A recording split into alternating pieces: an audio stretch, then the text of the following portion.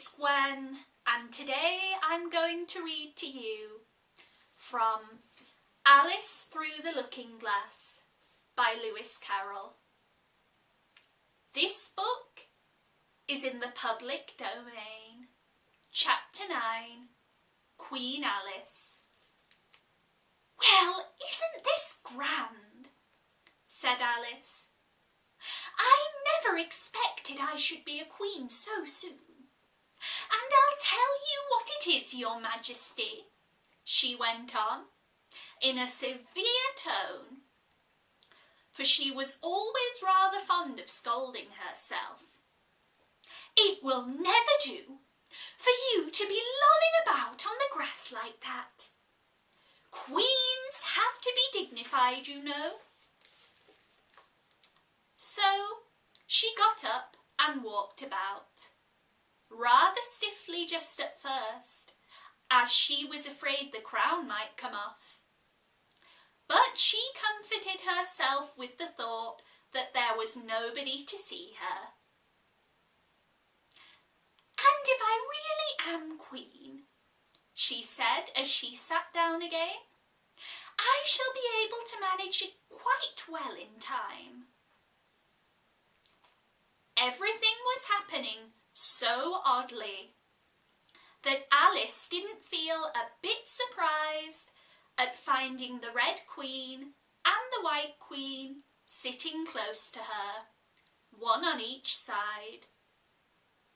She would have liked very much to ask them how they came there, but she feared it would not be quite civil. However, there would be no harm, she thought, in asking if the game was over. "Please would you tell me," she began, looking timidly at the Red Queen.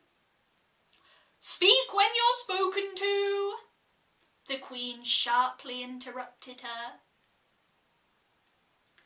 "But if everybody obeyed that rule," said Alice, who was always ready for a little argument, "and if you only spoke when you were spoken to, and the other person always waited for you to begin, you see nobody would ever say anything, so that—" "Ridiculous!"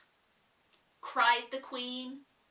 "Why don't you see, child?" And here she broke off with a frown, and after thinking for a minute, suddenly changed the subject of the conversation. "What do you mean by, if you really are a queen? What right have you to call yourself so? You can't be a queen, you know, till you've passed the proper examination, and the sooner we begin it, the better." "I only said if," poor Alice pleaded in a piteous tone. The two queens looked at each other, and the Red Queen remarked with a little shudder, "Oh, she says she only said if." "Oh, but she said a great deal more than that," the White Queen moaned, wringing her hands. "Oh, ever so much more than that." "So you did, you know," the Red Queen said to Alice. "Always speak the truth. Think before you speak, and write it down afterwards." "I'm sure I didn't mean—" Alice was beginning, but the Red Queen interrupted her impatiently. "Ah, that's just what I complain of. You should have meant. What do you suppose is the use of a child without any meaning? Even a joke should have some meaning, and a child's more important than a joke, I hope. You couldn't deny that, even if you tried with both hands." "I don't deny things with my hands," Alice objected. Nobody said that you did, said the Red Queen. I said you couldn't if you tried. She's in that state of mind, said the White Queen, that she wants to deny something, only she doesn't know what to deny. A nasty, vicious temper, the Red Queen remarked, and then there was an uncomfortable silence for a minute or two. The Red Queen broke the silence by saying to the White Queen, I invite you to Alice's dinner party this afternoon. The White Queen smiled feebly and said, And I invite you. I didn't know I was to have a party at all, said Alice. But if there is to be one, I think I ought to invite the guests. We gave you the opportunity of doing it, the Red Queen remarked. But I dare say you've not had many lessons in manners yet. Manners are not taught in lessons, said Alice. Lessons teach you to do sums and things of that sort. Can you do addition? The White Queen asked.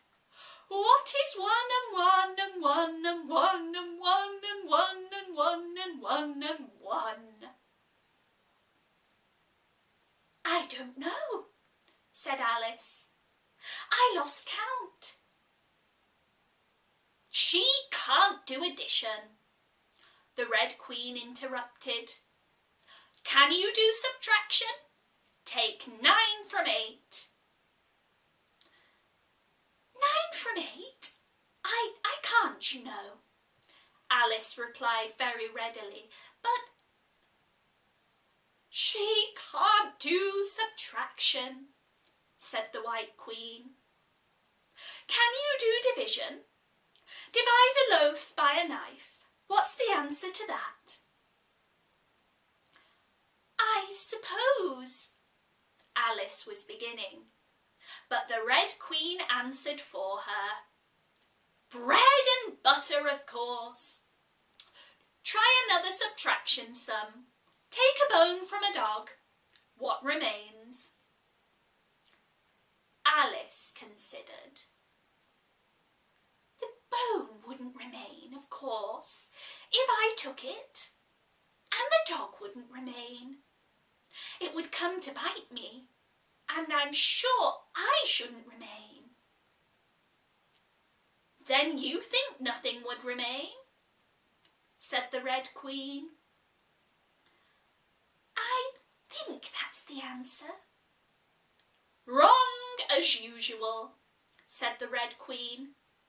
The dog's temper would remain. But I don't see how. Why, look here, the Red Queen cried. The dog would lose its temper, wouldn't it? Perhaps it would, Alice replied cautiously. Then, if the dog went away, its temper would remain, the Queen exclaimed triumphantly.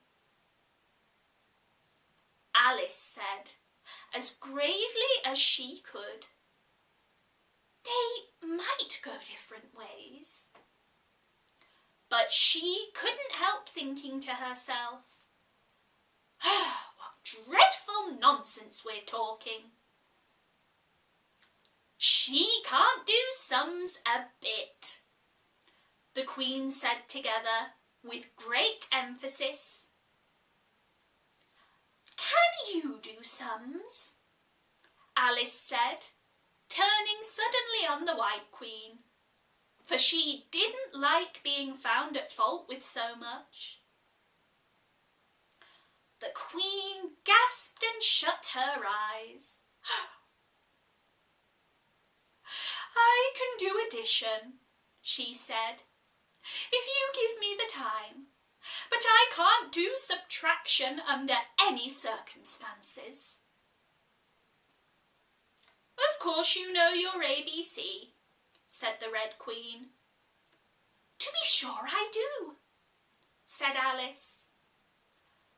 So do I, the White Queen whispered. We'll often say it together.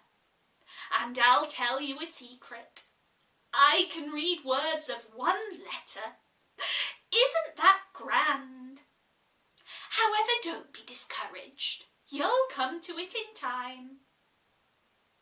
Here the Red Queen began again. Can you answer useful questions? She said. How is bread made? I know that, Alice cried eagerly. You take some flour. Where do you pick the flour? The White Queen asked. In the garden or the hedges? Well, it isn't picked at all, Alice explained. It's ground. How many acres of ground? Said the White Queen. You mustn't leave out so many things. Fan her head, the Red Queen interrupted. She'll be feverish after so much thinking. So they set to work and fanned her with bunches of leaves, till she had to beg them to leave off. It blew her hair about so. She's all right again now, said the Red Queen. Do you know languages? What's the French for fiddle-dee-dee? Fiddle-dee-dee's not English, Alice replied. Whoever said it was, said the Red Queen. Alice thought she saw a way out of this difficulty. If you tell me what language fiddle-dee-dee is, I'll tell you the French for it, she exclaimed triumphantly. But the Red Queen drew herself up rather stiffly and said, Queens never make bargains. I wish queens never asked questions, Alice thought to herself. Oh, don't let us quarrel, said the Queen in an anxious tone. What is the cause of lightning? The cause of lightning, Alice said very decidedly, for she felt quite certain about this, is the thunder. No, she hastily corrected herself. I meant the other way. It's too late to correct it, said the Red Queen. When you've once said a thing, you must take the consequences. Which reminds me, the White Queen said, looking down nervously and clasping and unclasping her hands. We had such a thunderstorm last Tuesday. I mean one of the last Tuesdays, you know. Alice was puzzled. In our country, she said, there is only one day at a time. The Red Queen said, that's a poor, thin way of doing things. Now here, we mostly have days and nights 2 or 3 at a time. And sometimes in the winter, we take as many as 5 nights together. For warmth, you know. Are 5 nights warmer than 1 night? Alice ventured to ask. 5 times as warm, of course. But they should be 5 times as cold, by the same rule." "Just so," cried the Red Queen. "5 times as warm and 5 times as cold, just as I'm 5 times as rich as you are and 5 times as clever." Alice sighed and gave it up. "It's exactly like a riddle with no answer," she thought. Humpty Dumpty saw it too. The White Queen went on, in a low voice, more as if she were talking to herself. "He came to the door with a corkscrew in his hand." "What did he want?" said the Red Queen. "He said he would come in," the White Queen went on, "because he was looking for a hippopotamus. Now, as it happened, there wasn't such a thing in the house that morning." "Is there generally?" Alice asked in an astonished tone. "Well, only on Thursdays," said the Queen. "I know what he came for," said Alice. "He wanted to punish the fish because—" And here the White Queen began again. "Oh, it was such a thunderstorm I can't think. And part of the roof came off, so even more thunder got in. And it went rolling round and round the room in great lumps, and knocking over tables and things, till I was so frightened, oh, I couldn't remember my own name." Alice thought to herself, "I never should try to remember my name in the middle of an accident. Where would be the use of it?" But she did not say this aloud, for fear of hurting the poor Queen's feelings. "Your Majesty must excuse her," the Red Queen said to Alice, taking one of the White Queen's hands in her own and gently stroking it. "She means well, but she can't help saying foolish things as a general rule." The White Queen looked timidly at Alice, who felt that she ought to say something kind, but really she couldn't think of anything at that moment. "She never was really well brought up," the Red Queen went on, "but it's amazing how good-tempered she is. Pat her on the head and see how pleased she'll be." But this was more than Alice had the courage to do. A little kindness, putting her hair in papers, will do wonders with her. The White Queen gave a deep sigh and laid her head on Alice's shoulder. "I am so sleepy," she moaned. "She's tired, poor thing," said the Red Queen. "Smooth her hair, lend her your nightcap, and sing her a soothing lullaby." "I haven't got a nightcap with me," said Alice, and she tried to obey the first direction. "And I don't know any lullabies." "I must do it myself then," said the Red Queen, and she began. "Hush-a-bye, lady, in Alice's lap, till the feast's ready, we've time for a nap.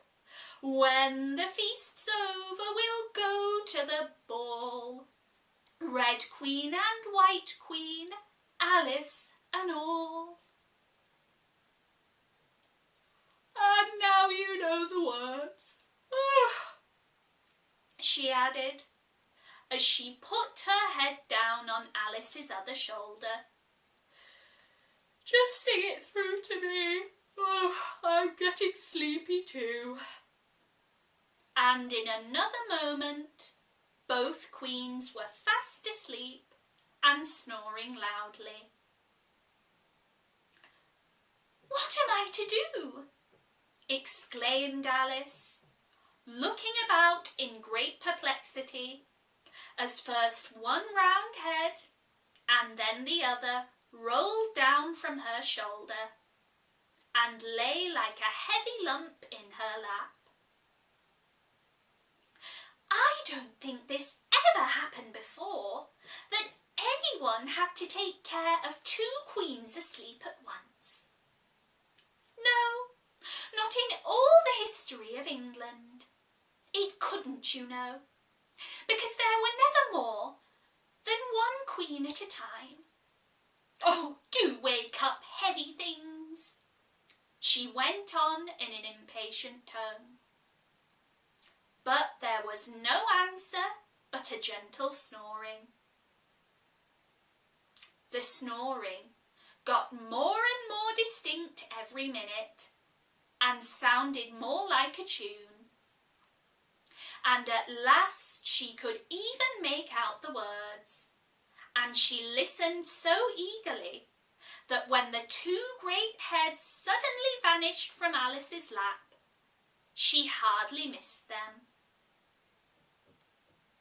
She was standing before an arched doorway, over which were the words Queen Alice in large letters, and on each side of the arch was a bell handle. One marked visitor's bell and the other servant's bell. I'll wait till the song's over, thought Alice, and then I'll ring Oh, which bell must I ring? She went on, very much puzzled by the names. I'm not a visitor, and I'm not a servant. There ought to be one marked Queen, you know. Just then the door opened a little way, and a creature with a long beak put its head out for a moment and said, "No admittance till the week after next," and shut the door with a bang. Alice knocked and rang in vain for a long time, but at last a very old frog, who was sitting under a tree, got up and hobbled slowly towards her. He was dressed in bright yellow and had enormous boots on. "What is it now?" the frog said, in a deep, hoarse whisper. Alice turned around, ready to find fault with anybody. "Where's the servant whose business it is to answer the door?" she began angrily. "Which door?" said the frog. Alice almost stamped with irritation at the slow drawl in which he spoke. "This door, of course." The frog looked at the door with his large, dull eyes for a minute. Then he went nearer and rubbed it with his thumb, as if he were trying whether the paint would come off. Then he looked at Alice. "To answer the door?" he said. "What's it been asking of?" He was so hoarse that Alice could scarcely hear him. "I don't know what you mean," she said. "I speaks English, doesn't I?" The frog went on. Are you deaf? What did it ask you? Nothing, said Alice impatiently. I've been knocking at it. Oh, shouldn't do that. Shouldn't do that, the frog muttered. Vexes it, you know. Then he went up and gave the door a kick with one of his great feet. You let it alone, he said as he hobbled back to his tree. And it'll let you alone, you know. At this moment, the door was flung open and a shrill voice was heard singing. To the looking-glass world it was Alice that said, I've a sceptre in hand and a crown on my head. Let the looking-glass creatures, wherever they be, come dine with the Red Queen, the White Queen and me. And hundreds of voices joined in the chorus. Then fill up the glasses as quick as you can and sprinkle the table with buttons and bran. Put cats in the coffee and mice in the tea and welcome Queen Alice with 30 times 3. There followed a confused noise of cheering and Alice thought to herself, 30 times 3 makes 90. I wonder if anyone's counting. And in a minute there was silence again, and the same shrill voice sang another verse. Oh, looking-glass creatures, quoth Alice, draw near. 'Tis an honour to see me, a favour to hear. 'Tis a privilege high to have dinner and tea, along with the Red Queen, the White Queen and me. Then came the chorus again. Then fill up the glasses with treacle and ink, or anything else that is pleasant to drink. Mix sand with the cider and wool with the wine, and welcome Queen Alice with 90 times 9. 90 times 9, Alice repeated in despair. Oh, that'll never be done. I'd better go in at once. And in she went, and there was a dead silence the moment she appeared. Alice glanced nervously along the table as she walked up to the large hall, and noticed there were about 50 guests of all kinds. Some were animals, some were birds, and there were even a few flowers among them. I'm glad they've come without waiting to be asked, she thought to herself. I should never have known who were the right people to invite. There were 3 chairs at the head of the table. The Red and White Queens had already taken 2 of them, but the middle one was empty. Alice sat down in it, rather uncomfortable in the silence, and longing for someone to speak.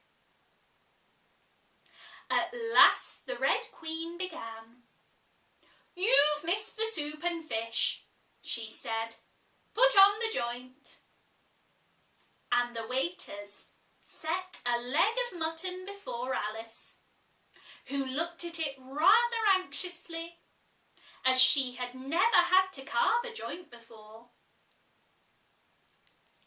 You look a little shy. Let me introduce you to that leg of mutton, said the Red Queen. Alice, mutton, mutton, Alice. The leg of mutton got up in the dish and made a little bow to Alice. Alice returned the bow, not knowing whether to be frightened or amused. May I give you a slice? she said, taking up the knife and fork and looking from one queen to another. "Oh, certainly not," said the Red Queen, very decidedly. "It isn't etiquette to cut anyone you've been introduced to. Remove the joint." And the waiters carried it off and brought a large plum pudding in its place. "I won't be introduced to the pudding, please," Alice said rather hastily, "or we shall get no dinner at all. May I give you some?"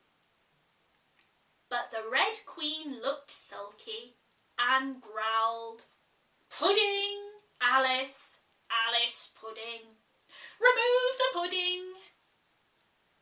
And the waiters took it away so quickly that Alice couldn't return its bow. However, she didn't see why the Red Queen should be the only one to give orders. So, as an experiment, she called out, "Waiter, bring back the pudding." And there it was again in a moment, like a conjuring trick.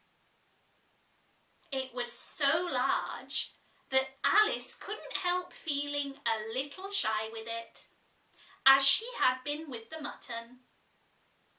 However, she conquered her shyness with a great effort, cut a slice, and handed it to the Red Queen. "What impertinence!" said the pudding. "I wonder how you'd like it if I were to cut a slice out of you, you creature."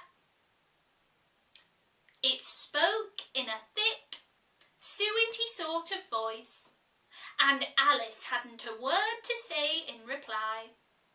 She could only sit, look at it, and gasp. "Make a remark," said the Red Queen.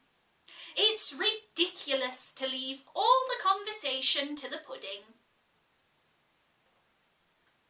"Do you know, I've had such a quantity of poetry repeated to me today," Alice began, a little frightened to find that the moment she opened her lips, there was dead silence and all eyes were fixed on her. "And it's a very curious thing. I think every poem was about fishes in some way. Do you know why they're so fond of fishes here?" She spoke to the Red Queen, whose answer was very wide of the mark. "As to the fishes," she said, very slowly and solemnly, putting her mouth close to Alice's ear. "White Majesty loves a riddle, all in poetry, all about fishes. Shall I repeat it?"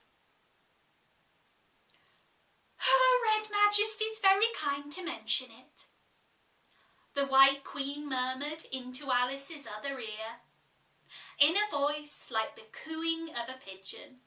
"Oh, it would be such a treat. May I?" "Please do," Alice said very politely. The White Queen laughed with delight and stroked Alice's cheek. Then she began. "First, the fish must be caught. That is easy. A baby, I think, could have caught it. Next, the fish must be bought. That is easy.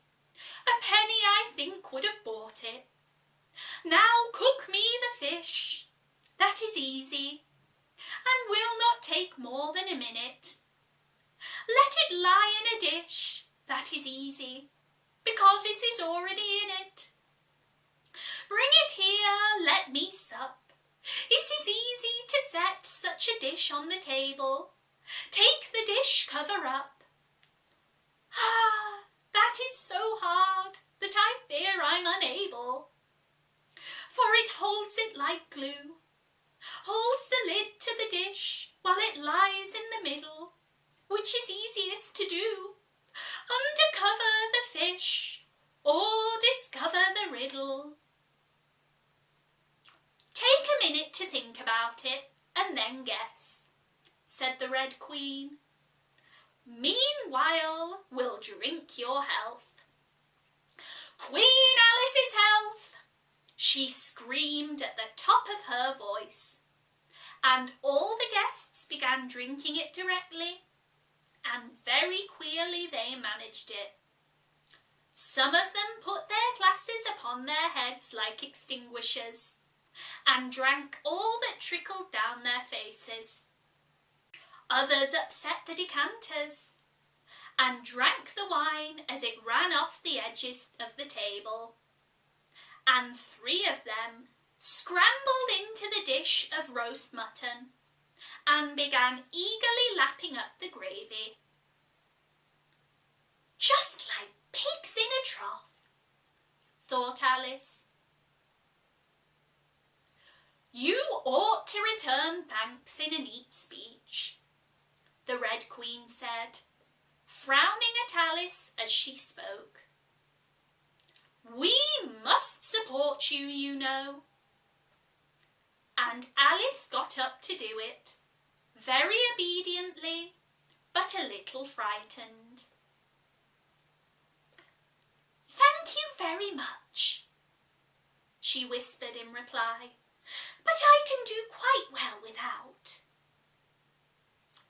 That wouldn't be at all the thing, the Red Queen said. So Alice tried to submit to it with good grace. And they did push so, she said afterwards, when she was telling her sister the story of the feast. You would have thought they wanted to squeeze me flat. In fact, it was rather difficult for Alice to keep her place while she made her speech. The 2 queens pushed her so, one on each side, that they nearly lifted her up into the air. I rise to return thanks, Alice began, and she really did rise as she spoke, several inches. But she got hold of the edge of the table and managed to pull herself down again. Take care of yourself, screamed the White Queen, seizing Alice's hair with both hands. Something's going to happen. And then, as Alice afterwards described it, all sorts of things happened in a moment. The candles all grew up to the ceiling, looking something like a bed of rushes with fireworks at the top. As to the bottles, they each took a pair of plates, which they hastily fitted on as wings, and so, with forks for legs, went fluttering about in all directions. And very like birds they look, Alice thought to herself, as well as she could in the dreadful confusion that was beginning. At that moment, she heard a horse laugh at her side, and turned to see what was the matter with the White Queen. But instead of the Queen, there was the leg of mutton sitting in the chair. Here I am, cried a voice from the soup tureen, and Alice turned again, just in time to see the Queen's broad, good-natured face grinning at her for a moment over the edge of the tureen, before she disappeared in the soup. There was not a moment to be lost. Already several of the guests were laying down in the dishes, and the soup ladle was working up the table towards Alice's chair, beckoning her impatiently to get out of the way. "I can't stand this any longer," she cried, and she jumped up and seized the tablecloth with both hands. One good pull, and the plates, dishes, guests and candles came crashing down together in a heap on the floor. "And as for you," she said, turning fiercely upon the Red Queen, whom she considered as the source of all this mischief. But the Queen was no longer at her side, and she had suddenly dwindled down to the size of a doll, and was now on the table, merrily running round and round after her own shawl, which was trailing behind her. At any other time, Alice would have felt surprised at this, but now she was far too much excited to be surprised at anything. "As for you," she repeated, catching hold of the little creature in the very act of jumping over a bottle which had just lighted upon the table, "I'll shake you into a kitten, I will." And that's the end of chapter 9. Thank you so much for watching. Chapter 10 will be out soon. And in the meantime, don't forget to subscribe to the Autism First YouTube channel for more storytime videos and lots of other fun things to do at home. See you soon.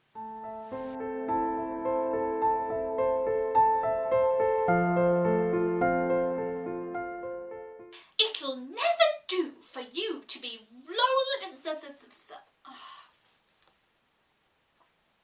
Here the Red Queen began again.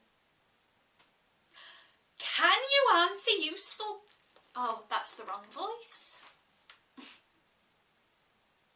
And my hand's all crampy.